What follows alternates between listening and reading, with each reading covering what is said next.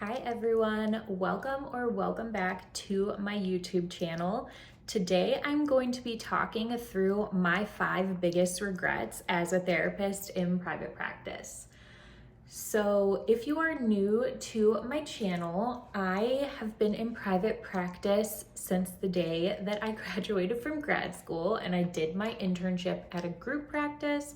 So I would think I've been in private practice for 6, maybe going on 7 years. And right after the pandemic, I opened up my own private practice, which is just a solo practice. It's only me. I've been loving it so much, but I did want to share with you the 5 things I regret because maybe it will help you along the way. Hi, my name is Alyssa Powers, and I started this YouTube channel to teach you the things that grad school didn't so you can thrive as a mental health professional. If you find this kind of content helpful, please like and subscribe. So let's get right into it. My first regret as a private practice therapist is taking on just any old client that called me. This was a rookie mistake because I think when you first start out, you have this lack mindset where you're like, oh my gosh, I need to fill my caseload. I need to fill it to the brim. Everyone else around me has a full caseload, so let's just add on whoever calls. So when I was in my group practice, I very much just took whoever because, as a group, we didn't really say that we specialized in certain things. I said I like working with female college students, but I had couples. I think I had a first grader one time. I was doing things I really did not enjoy. And I think when you're first starting out, it is okay to just experiment and see what you like and what you don't like. But I think I carried on this mentality for too long, and I ended up with a caseload full of some clients that I really started to dread. And it wasn't any fault of their own. It was because I was just not aligned with them. So that is one regret. I think you need to have some sort of niche and you need to stick to it, even if you feel in your heart like, oh my gosh, will they come? Will I find clients that are in that niche? Will the right people find me? They will.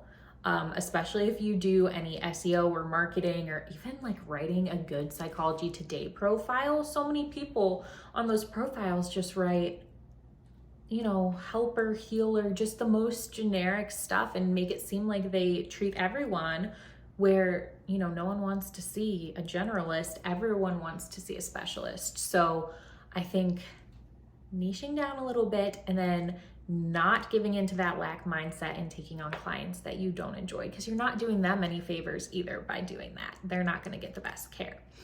And then number 2, kind of leading out of that, is that I wish and I regret not having a better screening process for clients.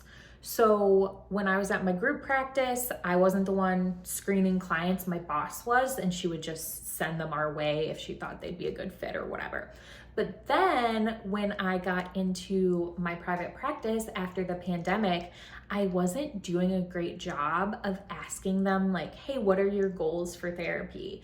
That's really the biggest question I ask now right off the bat when I'm either emailing with a client or I'm on the phone with them, because that tells you a lot about what they want to work on. And then if you are a good fit, a college student might call me up and say, hey, I want to start therapy, but then maybe they want to work on something. Maybe they have an eating disorder, for instance, but you don't screen for that. Well, I'm not an eating disorder specialist, and that would not be a good fit. So then you're wasting your time, you're wasting their time.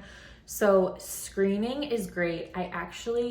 Right now, I haven't accepted new clients in such a long time that I haven't automated this, but I do want to at some point have a drop down box on my website that says click your concerns that you want to work on in therapy, and just make it really easy for them, or a little fill in box, what are your goals?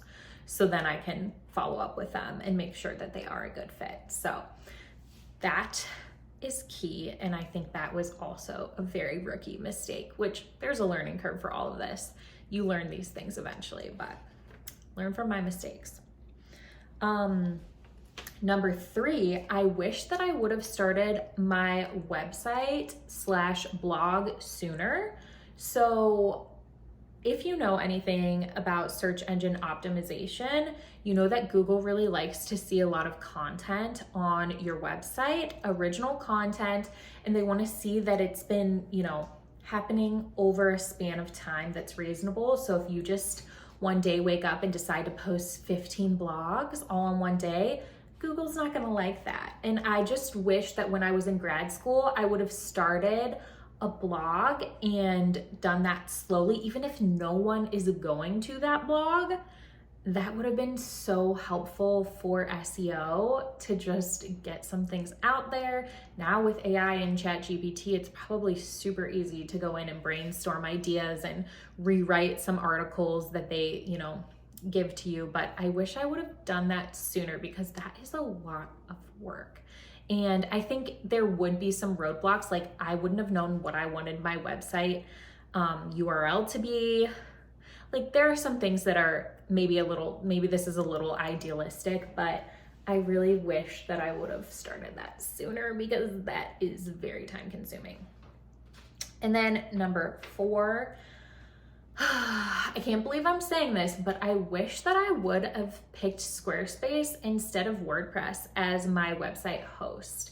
When I was building my website for my practice, I was just really drinking the WordPress Kool-Aid. And I do think ultimately WordPress, in terms of like hosting, can probably do the most. Like, it's the most compatible. It's the best in a lot of ways, but I have heard from people who do SEO full-time that Squarespace is actually really comparable in terms of what you can do with search engine optimization. And I just love the look of the Squarespace templates. Like, they are so pretty, they're so nice. I really enjoy doing that kind of stuff. And I do love my WordPress website. I worked really hard on it, but I think if I had used Squarespace, I would probably have changed things up a little bit more. It just looks a lot more intuitive. I mean, I haven't used it personally yet, but I want to. So yeah, I kind of wish I would have tried Squarespace, but at the time WordPress was like the holy grail. All the SEO people were saying use WordPress, that you can't optimize things like Wix, Weebly, whatever else there is out there as well for SEO. If you don't know what SEO is, then I'm probably confusing the crap out of you. It's search engine optimization. It's in essence getting your website to show up on Google. So if you type in, Ohio religious trauma therapist, I'm going to show up because I've done the work to show up for those keywords. So yeah, I have learned a lot along the way with SEO. Okay, last one. And this might be controversial, but I wish that I would have taken the pressure off of myself to be a social media therapist. It's kind of ironic because yes, I have this YouTube channel, but it's not to me, this isn't it is social media, but it's long form content. I think maybe during COVID, when I was first starting my practice, was an explosion of people posting on social media as therapists and kind of being therapist influencers. And it's not that I ever wanted to be that. Ironic, I know, because I have this YouTube channel, but I don't know. I just felt oh my gosh, these people are building their businesses and this is looking it just looked really alluring at the time. And I felt bad, I need to have all these followers to be a good therapist, which is so ridiculous. I don't even like posting that kind of content. I like posting content that is targeted towards other therapists to help them. I don't want to give people random mental health advice that aren't my clients. That sounds really exhausting to me. And I get it, that's a need. And I understand why that really took off. That's a wonderful, lovely thing to make therapy more accessible, but that's not something I'm super interested in. But at the time I was man, I stink. And I don't know why I put that pressure on myself. I think it just looks nice, And I think SEO really is the holy grail thing for me that has helped me grow my business. And to be honest, like being on social media doesn't even make that much sense when I'm only licensed in Ohio. So if Instagram was my number one way of getting clients, like I guess I'd be needing to use local hashtags and things like that. Do you see what I'm saying? Like it doesn't really make that much sense for my business. And I feel like you have to put so much work into social media to even like compete at all. And I am just not into that. Like I love just posting on YouTube. The right people find it. If it's helpful, it's helpful. If it's not, it's not. Like I don't feel all this pressure to grow and be like, I don't know, a YouTuber. I'm just trying to help people who are trying to figure out grad school, trying to figure out private practice, trying to figure out agency life. Like it's just so gratifying to me. So social media, I just don't see it as being in my future for marketing. I think maybe my practice has a Facebook page that I never look at or do anything with. And then I don't have an Instagram or anything for my practice. Because I don't know. I don't need it.